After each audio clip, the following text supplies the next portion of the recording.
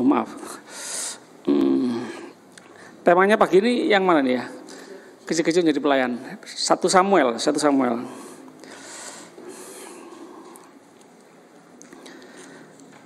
Kejadian itu nanti yang 9:30 ya.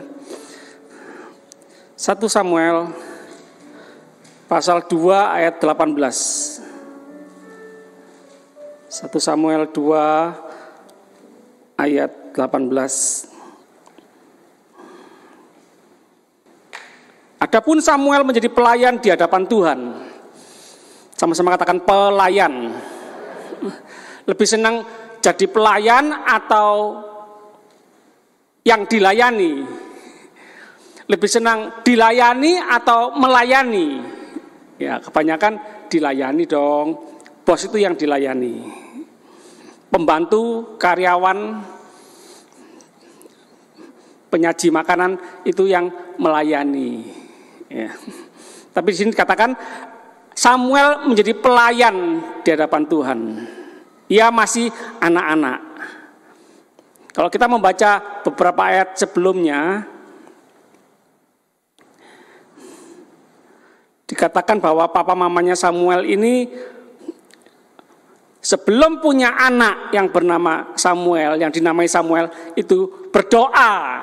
Nah, Bapak Ibu, ya, pasangan suami istri dan yang mau menikah, perhatikan, baik sekali ya, sebelum hubungan intim, hubungan suami istri yang intim, sebelum punya anak, baik berdoa dulu.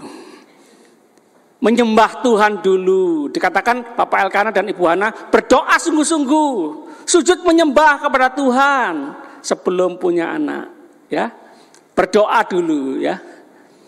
Memuji menyembah Tuhan dulu, boleh, bagus. Pak, kayak ke gereja aja berdoa memuji menyembah Tuhan. Loh, enggak apa-apa. Ya. Alkitab mengatakan Pak Elkana dan Ibu Hana berdoa dulu. Sujud menyembah Tuhan dulu sebelum punya anak. Tapi enggak usah kolekte, enggak usah. Berdoa memuji Tuhan boleh, ya. Enggak usah edarkan kantong kolekte, enggak usah. Samuel menjadi pelayan di hadapan Tuhan. Ia masih anak-anak. Wow, sudah anak-anak, masih anak-anak sudah melayani. Ini kalau enggak teladan dari orang tua, kalau enggak keturunan dari orang tua yang suka melayani, sulit. Seorang anak mau melayani, maunya kan dilayani, ya. Susu, makan, pakaikan sepatu, ambilkan tas. Ya, anak-anak. Tubuhnya berlilitkan baju efod dari kain lenan. Wah, papa mamanya cinta ya. Dibuatkan baju seorang imam, ya. Karena dititipkan kepada Imam Eli, tinggal di bait Allah. Waduh, enggak apa-apa, lucu ya, dipakaikan baju imam seperti imam. Oh, lucu ya, kayak imam. Lama-lama kan bertumbuh. Loh, kok tambah lama kayak tambah imam ya? Loh, lama-lama kan, loh, imam beneran. Itu penting ya. Perilaku, sikap, perkataan para orang tua, lingkungan itu mempengaruhi pertumbuhan seorang anak sehat atau tidak. Ya. Goblok. Yes, goblok terus. Bajingan. Anak penjahat kamu. Jadi penjahat sungguhan. Bajingan sungguhan. Hati-hati ya. Perkataan, perlakuan, sikap para orang tua, ya, para pemimpin rohani, hati-hati. Jangan menilai anak hanya sekarangnya saja, tapi kita lihat ke depan. Beriman dong, berusaha dong. Tugas kita mendidik, membimbing anak-anak kita. Jangan cuma menghakimi, menyalahkan. Aduh, jangan. Ya, di rumah saja orang tua jadi guru, jadi teladan. Samuel menjadi pelayan di hadapan Tuhan. Berapa banyak orang tua bangga anaknya jadi insinyur, jadi dokter, gitu ya. direktur, kondektur, inspektur, apalagi pelayan. Itu bukan cita-cita kami. Tuhan Yesus berkata, yang ingin menjadi terbesar, jadi pelayan bagi banyak orang. Katakan amin. Jangan main-main. Ayo, suami istri saling melayani, anak-anak melayani orang tua, jemaat Tuhan melayani masyarakat, melayani pekerjaan Tuhan, melayani Tuhan yang punya kuasa surga dan bumi aja turun ke muka bumi ini, mengambil rupa seorang hamba, menjadi seorang pelayan kok. Siapa kita tidak mau melayani? Mata Tuhan tertuju khusus kepada orang-orang yang rendah hati. Ayat 19.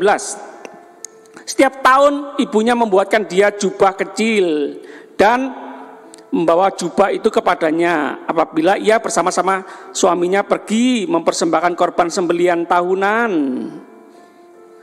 Sekali lagi bicara soal baju, jubah, pakaian itu mempengaruhi. Hati-hati para orang tua, hati-hati ya. Loh, Pak, Bu, anaknya kan laki-laki. Atau anaknya kan perempuan, kok dikasih baju laki-laki? Iya, Pak Pendeta. Aku ini minta Tuhan anak laki-laki kok dikasih perempuan. Biar tak kasih baju laki-laki. Itu nanti mempengaruhi jiwa, mempengaruhi sikap karakter. Nanti perempuan jadi kelaki-lakian gara-gara orang tua yang memperlakukan, memakaikan baju. Seharusnya baju perempuan dipakaikan baju laki-laki. Hati-hati, jangan, syukuri. Perempuan syukuri, laki-laki syukuri. Saudara kita yang dulu laki ya, karena ya untuk pekerjaan supaya lucu-lucuan ya, lawak-lawak gitu ya, pakai pakaian perempuan, gaya perempuan. Loh, bahaya loh, nanti jadi kebiasaan, nanti karakter perempuan itu bahaya. Anak-anak kecil pakai baju tentara. Gayanya kan kayak tentara. Dor. Bajunya tentara. Hati-hati. Pakaikan baju Batman, Superman, hati-hati nanti loncat dari lantai 2. Hati-hati. Bahaya. Pakaian mempengaruhi sikap, perbuatan, perilaku. Yang mengerti katakan amin. Samuel dikasih baju imam. Jadi imam sungguhan. Pakaian mempengaruhi kita. Apa yang kita pakai mempengaruhi.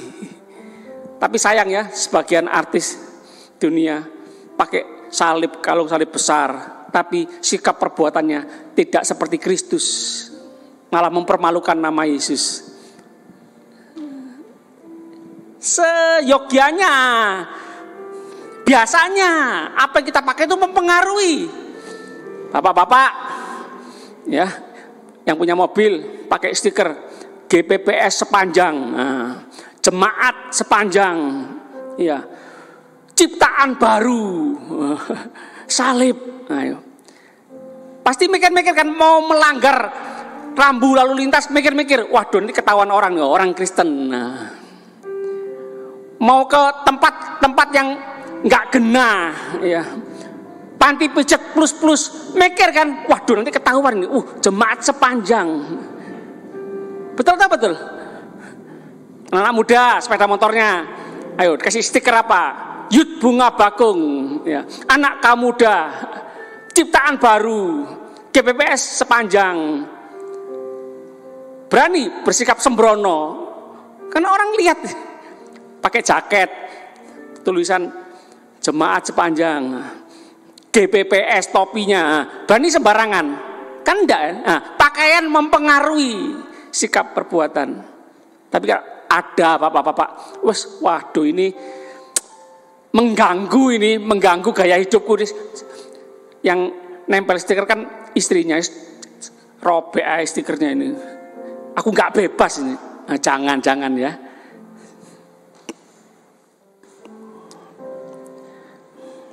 Samuel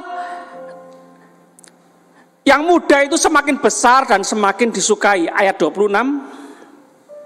Tetapi Samuel yang muda itu semakin besar dan semakin disukai, baik di hadapan Tuhan maupun di hadapan manusia. Seimbang, menyeluruh, jangan Tuhan terus gereja terus. Suami-suami pelayanan terus di gereja. Ibu-ibu ke gereja terus persekutuan doa puasa, doa kaum wanita. Suami nggak dibikinkan makanan, suami nggak dibuatkan kopi, nggak dibuatkan teh, nggak dibuatkan sarapan, ya. Baju nggak disiapkan, nggak dicuci, nggak disetrika. Pelayanan terus ikut Pak Pendeta Modi terus. Nah, nanti bahaya nih suami. Ya sana kamu, tinggal di gereja sana kamu. Hati-hati ya. Suami perlu dilayani, ya. Jangan sampai pembantu yang memasakkan, pembantu yang buatkan minum, pembantu yang melayani. Hati-hati nanti suami tidur sama pembantu.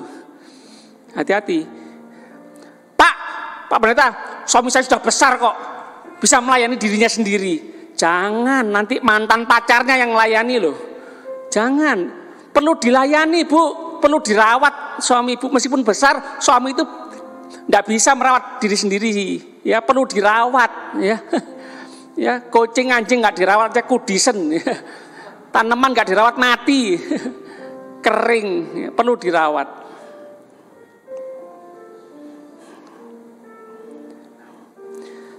1 Samuel 3 ayat 1. Samuel yang muda itu menjadi pelayan Tuhan di bawah pengawasan Eli. Nah, perlu ya. Kita perlu di bawah pengawasan, perlu di bawah otoritas. Ya. Saya mendengar sejarah gereja mengatakan berapa ratus, berapa ribu pendeta-pendeta, penginjil-penginjil luar negeri itu jatuh bergelimpangan. Karena uang, karena kekuasaan, kedudukan, karena wanita, karena merasa hebat, berdiri sendiri, tidak perlu di bawah naungan organisasi, tidak usah, buat apa? Ribet, repot, harus ini, harus itu, harus ini, bebas diri sendiri. Tuhan yang memimpin aku, enggak. Kita masih dalam dunia, kita perlu di bawah otoritas, di bawah pemimpin, di bawah pembimbing, di bawah pengawas. Samuel di bawah pengawasan Eli. Pada masa itu firman Tuhan jarang, penglihatan pun tidak sering. Ayat 3, lampu rumah Allah belum lagi padam, Samuel telah tidur di dalam bait suci Tuhan, tempat tabut Allah. Biasa? Oh, tidak sembarangan. Di bait suci Allah, di tempat tabut Allah, ruang maha kudus. Kalau tidak kudus mati loh. Makanya imam-imam zaman dulu itu kakinya dikasih kerincing, ada tali sampai keluar. Ada yang tugas megang tali. Loh, kok tidak bunyi? Ditarik-tarik. Oh, mungkin masih doa, masih berdiri, masih angkat tangan. Oh ya, ditunggu. Ditarik lagi. Oh, goyang, kerincing. Oh, berarti masih hidup. 1, 2, 3, loh, enggak gerak-gerak, enggak bunyi-bunyi kerincing. Oh, sudah mati. Berarti ada dosa yang disembunyikan. Ditutup-tutupi, enggak diakui di hadapan Tuhan. Mati. Samuel tidur di ruang Maha Kudus. Ya. Haleluya. Para orang tua, ya zaman sekarang ini masalah semakin besar. Ayo, jangan main-main dengan hidup ini, sungguh-sungguh dengan Tuhan, ya. Hidup dalam kebenaran, hidup dalam kekudusan, ya. Jangan nambahi masalah. Ya, ingat kalau kita hidup benar, hidup kudus, masalah itu justru semakin mengangkat kita tinggi, mempermuliakan kita. Ya, kita yang kecil semakin mengalami kebesaran Tuhan, kita yang miskin menikmati kekayaan Tuhan, kita yang bodoh menikmati hikmat Tuhan. Itu loh, yang penting itu kita di dalam Tuhan, bersama Tuhan, itu yang penting. Itu masalah terbesar kita. Bukan lemah, bukan kecil, bukan orang desa, bukan lulusan SD SMP, bukan itu masalah terbesar, bukan. itu bisa Tuhan pulihkan, Tuhan bisa ubah, Tuhan bisa sempurnakan. Ya.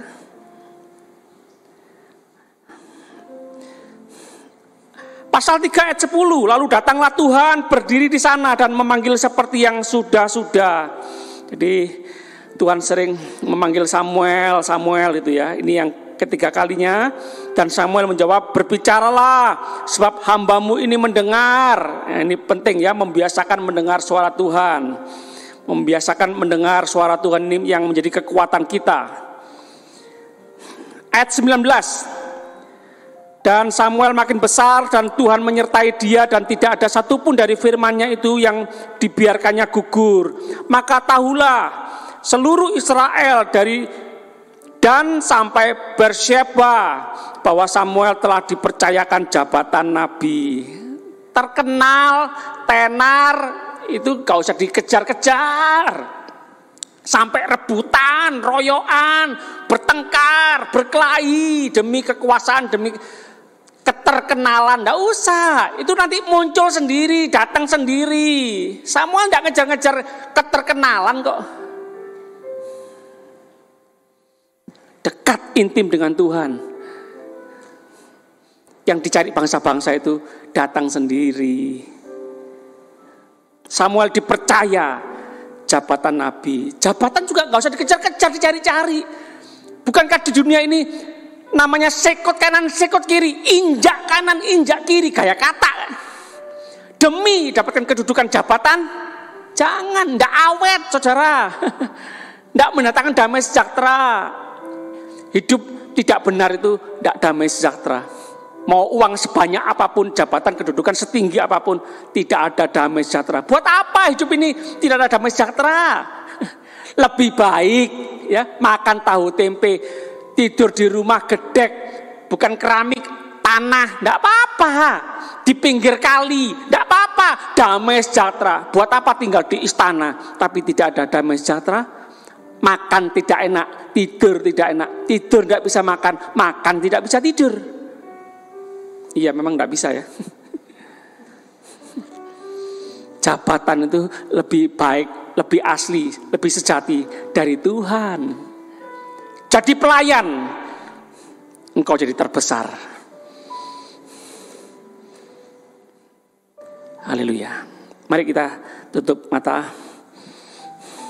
Tuhan, kami mau menjadi seperti Samuel, menjadi seorang pelayan, hati seorang pelayan. Suami melayani istri, istri melayani suami, anak melayani orang tua melayani anak, mertua melayani menantu, menantu melayani mertua. Sesama tetangga saling melayani. Nggak ribut terus ribut. Tidak terus menunggu dilayani, tidak terus menunggu ditolong, dikasih, dicintai, diberi. Tidak, Tuhan kami mau lebih dulu, buru-buru, mendahului, memberi, menolong, memberkati, melayani. Karena Tuhan terlebih dahulu memberikan teladan kepada kami. Tuhan yang punya kuasa di surga dan di bumi datang ke muka bumi ini, mengambil rupa seorang hamba, menjadi pelayan, mencuci kaki murid-murid.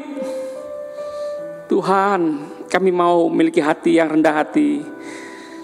Haleluya, terima kasih Tuhan. Terima kasih. Kami mau tinggalkan, kami mau buang gaya bosi kami Tuhan.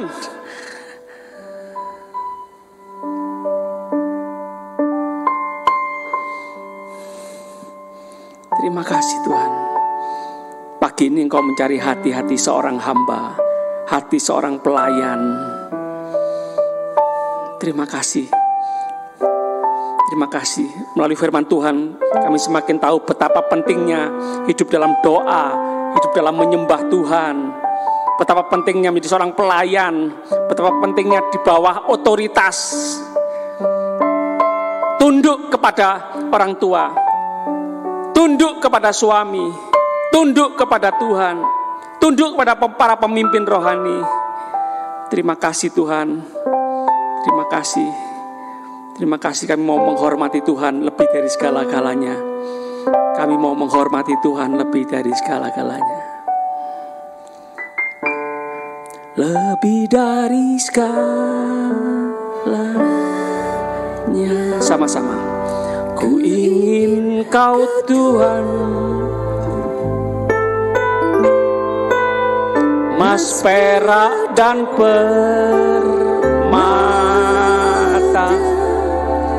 tiada artinya. Ku ingin lebih dekat, bersekutu denganmu, jadikan ku hamba setia kepadamu.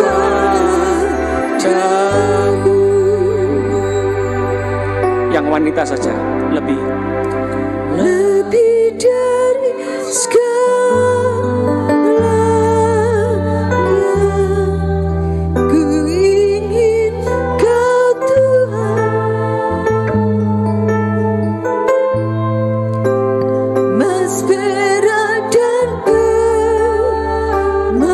emas, perak, dan permata tiada artinya.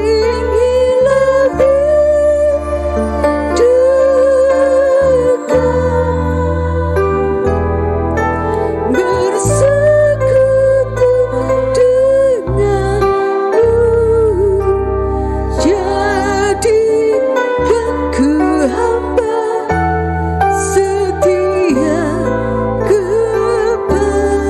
Ganti para suami, para pria, lebih dari segalanya, lebih dari segalanya.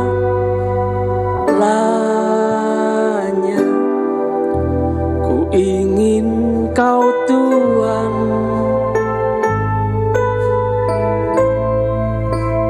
emas, perak, dan permata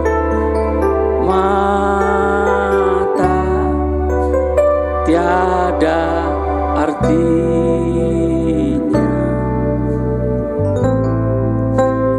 Ku ingin lebih dekat, bersekutu denganmu, jadikan ku hamba setia kepadamu. Kalau boleh Tuhan bertanya pagi ini kepada kita semua jemaat Tuhan, maukah kita memiliki hati seorang hamba? Maukah kita memiliki hati seorang pelayan? Ini masalah kecil tapi besar ini. Oh Tuhan, ampuni kami. Seringkali kami membiarkan dosa ini dalam rumah tangga, dalam keluarga. Anak-anak tidak mau melayani orang tua. Istri melayani sambil ngomel-ngomel, sambil bersungut-sungut.